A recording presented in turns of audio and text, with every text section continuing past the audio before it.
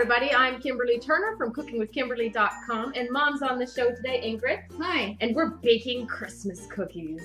Oh yes, and these are our favorites. Yes, this is a very traditional family favorite of ours. This is Christmas Oatmeal Frosties. Yes, and my sister Adeline actually shared this recipe with me, and I've made it every year. Every year.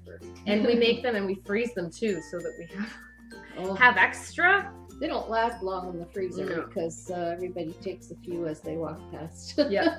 So this, we actually have the recipe on the website, but this is going to be a double batch. Yes. So the ingredients are double what it says on the website, just so that you guys know. Now this should yield between 80 and 90 oatmeal frosties.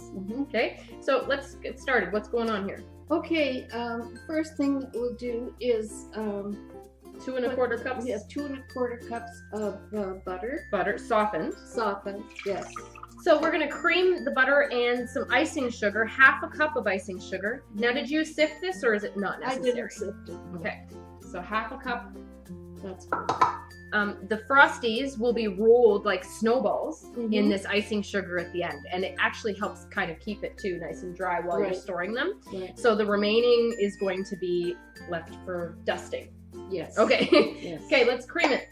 Okay, we may as well put the vanilla in it while we're Okay, let's vanilla. How much vanilla? A teaspoon? A teaspoon. Okay. Our vanilla is rather strong. The recipe actually calls for 1 1/2 teaspoons, but it's just, I find it's just too strong with the vanilla. Well, it's our Mexican vanilla. Yes. It's a good kind. Right. Okay, so up it comes, and let's cream that up, Mommy.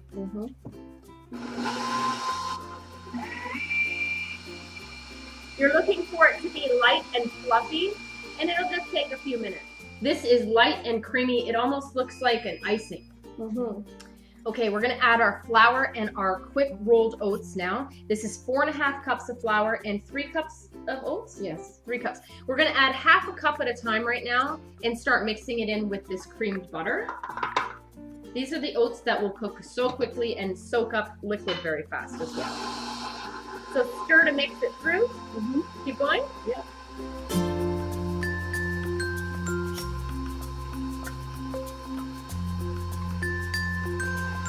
More? So just keep going until you're done. Just keep stirring it through before you add more.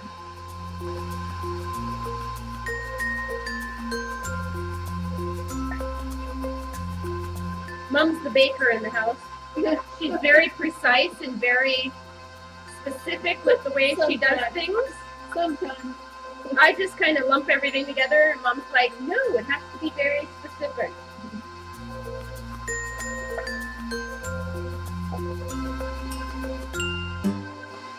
Now we're preheating our oven to 350 degrees Fahrenheit, and these will be ready really soon. So just scrape the sides of your bowl and the beaters if it tends to just kind of get all stuck through. Basically, you just want to combine this evenly. Keep stirring until you get there. I think it's pretty good. It's good? But maybe it's just a little bit more oatmeal. Oatmeal. Yeah, just a little bit. Okay, so we're going to add a little bit more oatmeal because every time that you cook, your ingredients are slightly different depending on the brand name or where you get them or how fresh they are. Yes. And your atmospheric conditions always play a part as well. So we need to find the right texture for these. What is the texture you're looking for?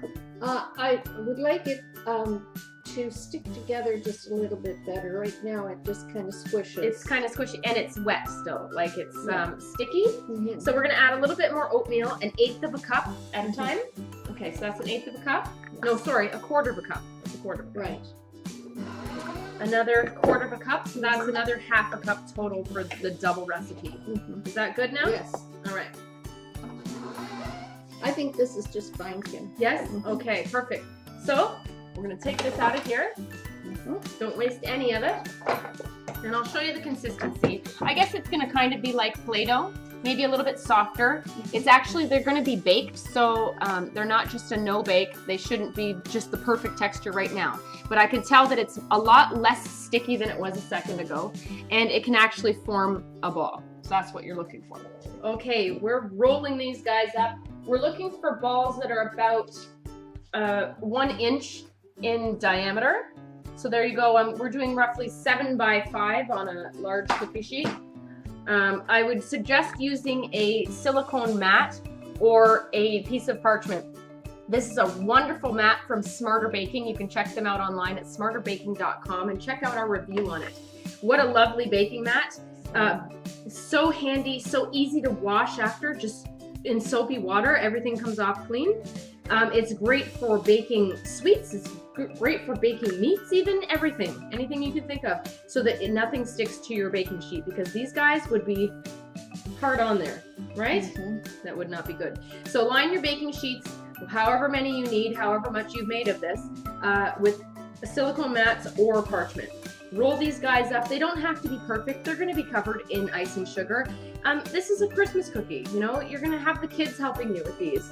They don't have to be perfect, so don't get stuck on exact sizes and exact shape. We try to keep them relatively round.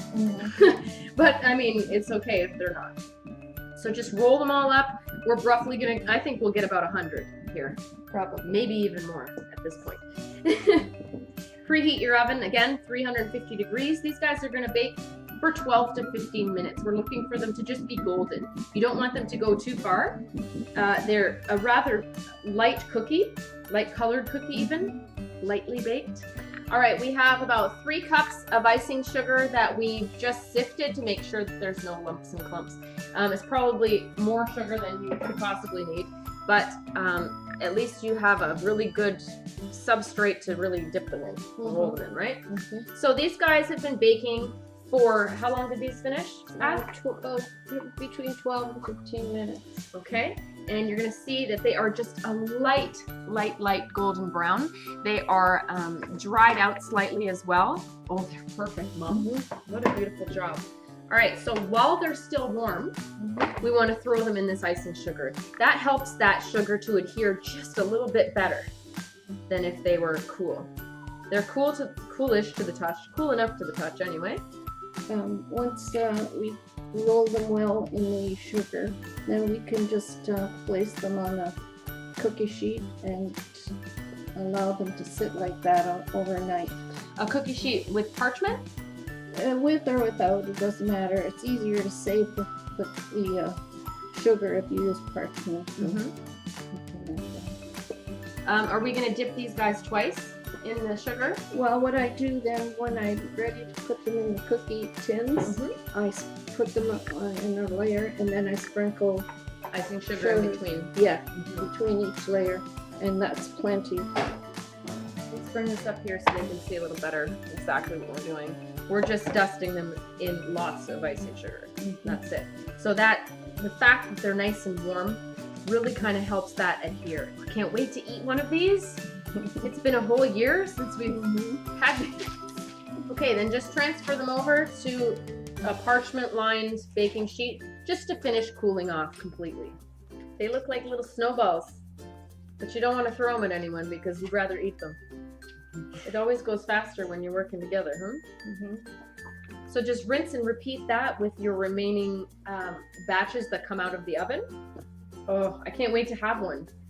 Okay, so these guys are going to sit out overnight and just dry and cool completely. Then in the morning, we're going to put them in cookie tins with extra icing sugar between each layer, and each layer is going to be separated by a little round of parchment paper to keep everything separate.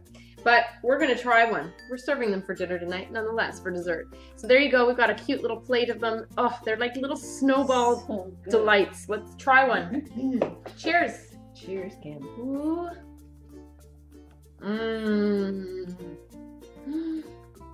They literally melt in your mouth. They just kind of crumble into a delicious oatmeal fairy dust. Let me show you. Just as they should taste. That's what the inside looks. It's kind of light and fluffy in there. Oh boy, that's good. Woo! Now the dough is not all that sweet, but it doesn't need to be because you're rolling it in the sugar and it ends up being just the perfect sweetness instead of being just too sweet. Absolutely beautiful, perfect recipe every time. So good. A triumph, Mom. That's for sure. They're irresistible. They are. You could just like pop them. Oh, they're so good. I can't wait to have some tea.